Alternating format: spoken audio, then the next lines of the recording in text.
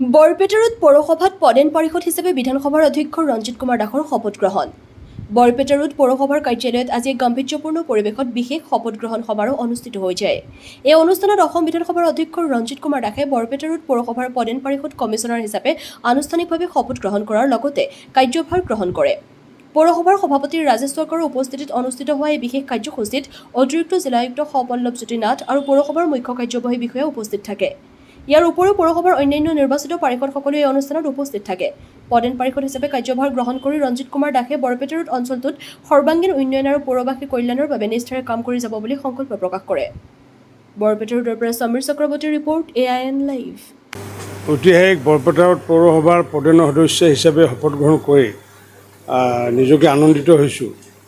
কাৰণ কিয় একেবাৰে লৰালি কালৰ পৰাই বৰপেটাৰৰ উন্নয়নৰ লগত যিহেতু জড়িত আৰু 2011 চনৰ পৰা বিধায়ক হৈ থাকোঁতেও বিভিন্ন ধৰণৰ যিহেতু উন্নয়নমূলক কাম কাজত মই জড়িত হৈছিলোঁ আৰু আমাৰ লগতে পৌৰসভাখনৰ অংশীদাৰ হৈছিলে। গতিকে পৌৰসভাই হওক বা আমি চৰকাৰীভাৱে যিমানখিনি কাম কাজ কৰিলোঁ, শ্মশানৰে হওক বা মোহনলাল চৌধুৰী উদ্যানেই হওক বা অভাৰব্ৰিজে হওক বা ৰবীন্দ্ৰ সৰোবৰে হওক বা বিষ্ণুজ্যোতি সৰোবৰে হওক, বিভিন্ন ধৰণৰ উন্নয়নমূলক কাম কাজ কৰা হৈছিলে আৰু সেই কাম কাজৰ সময়ত মই তাতে সংগী আছিলোঁ।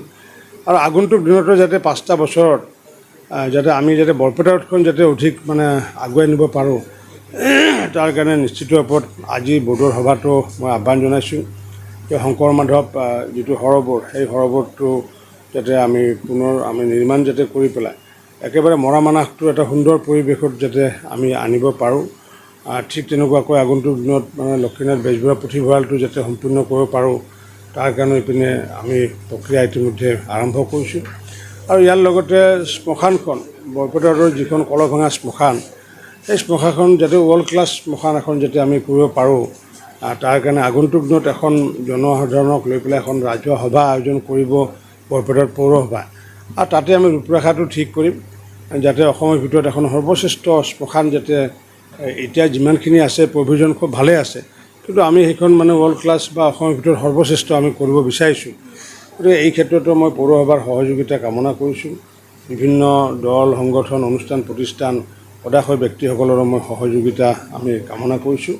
এনেকুৱাকৈ মই ভাবোঁ যে বৰপেটাৰৰ যি আমি শিক্ষা, সংস্কৃতি, ব্যৱসায়, এইবোৰ যি দিশ চলি আছে, সেই দিশবোৰকো আমি আগন্তুক দিনত আগুৱাই নিয়াৰ কাৰণে নিশ্চিত ৰূপত আমি প্ৰচেষ্টা অব্যাহত ৰাখিব লাগিব। আমি যিহেতু জানো বৰপেটাৰৰ কাষতে লাগি আছে আমাৰ বাৰাপেটা কেটেল ফাৰ্ম, আৰু এই বাৰাপেটা কেটেল ফাৰ্মৰ কাৰণে ইতিমধ্যে আমি আগন্তুক দিনত যাতে তাত ইনফ্ৰাষ্ট্ৰাকচাৰ ডেভেলপ কৰিব পাৰোঁ। কাৰণ কিয় যিহেতু পশুধনসমূহ আছে, কিন্তু পশুধনৰ খাদ্য ইয়াতে প্ৰডাকশ্যন, বৰপেটা জিলাত খাদ্য প্ৰডাকশ্যন, পশুধনৰ খাদ্য প্ৰডাকশ্যন কৰা ধৰণৰ কোনো কেটেল ফিড নাই। গতিকে ইয়াতে সেইকাৰণে ফুল্লি অট'মেটেড আমি কেটেল ফিডৰ এটা উদ্যোগ আমি ইয়াতে নিৰ্মাণ কৰাৰ কাৰণে, ফিড প্লেন এটা নিৰ্মাণ কৰাৰ কাৰণে ইতিমধ্যে আমাৰ পশুপালন বিভাগে ইতিমধ্যে সিদ্ধান্ত লৈছিলে আৰু সেইটো বাস্তৱত ৰূপায়ণ আমি কৰিম। আৰু সেইটোৰ লগতে চেউৰী গৰু যিটো হেফিয়াৰ প্লেণ্ট, অৰ্থাৎ গাখীৰ যাতে অধিক উৎপাদন কৰিব পৰা যায়, কাৰণ কিয় অধিক গাখীৰ উৎপাদন কৰিব লাগিলে তাত নিশ্চিত ৰূপত ক্ৰছ ছিষ্টেমেই হওক বা আমাৰ যি হেফিয়াৰ যি প্ৰজেক্ট, সেই হেফিয়াৰ প্ৰজেক্টৰ আমি সহায় ল'ব লাগিব। গতিকে এনেকুৱাকৈ আমি প্ৰায় 670 কোটি টকা ব্যয় সাপেক্ষে আগন্তুক দিনত এই স্কিম দুটা ইয়াতে আমি আৰম্ভ কৰিম। মই ভাবোঁ তেতিয়া অন্ততঃ বাৰাপেটা কেটেল ফাৰ্মখন এতিয়া ফ্ৰজেন চিমেণ্টৰ প্ৰজেক্ট এটা চলি আছে, গতিকে পূৰ্বত যিটো গৰিমা আছিলে নিশ্চিত ৰূপত সেই গৰিমাটো ঘূৰি আহিব আৰু অতি শীঘ্ৰে RIDF-ৰ পুঁজিৰ জৰিয়তে অট'মেটেড ফিড প্লেণ্টটো আৰু লগতে হেফিয়াৰ প্ৰজেক্টটো আমি বাৰাপেটাত আমি আৰম্ভ কৰিম।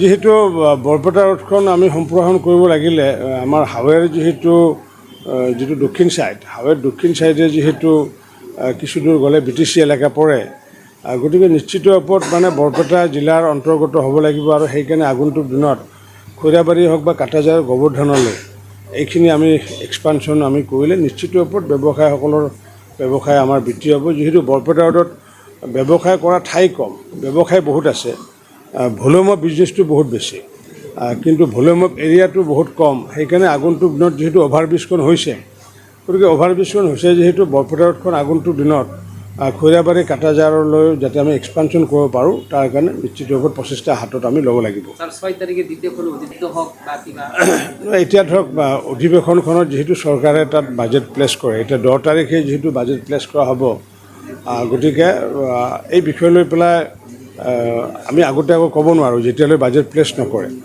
নিশ্চিত ওপৰত এইখন, কাৰণ এতিয়া চৰকাৰী কাম কাজবোৰ এতিয়াও যিহেতু আমাৰ ভোট অফ একাউণ্টত যি আমি টকা দিছিলে সেইটোৰে অকল মাত্ৰ দৰমহাবোৰ দি আছিলে।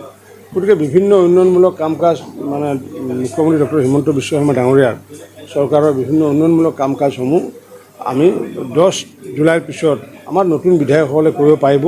কাৰণ এতিয়া নতুন বিধায়কসকলে এতিয়ালৈ আমি কোনো ধৰণৰ আনটাইড ফাণ্ডে হওক বা MLA ফাণ্ডে হওক বা চৰকাৰী যিকোনো আঁচনি এতিয়ালৈ আৰম্ভ হোৱা নাই।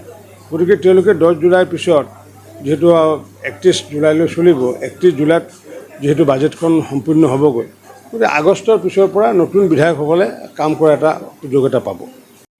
যিকোনো খবৰ বিজ্ঞাপনৰ বাবে যোগাযোগ কৰক 7896121996।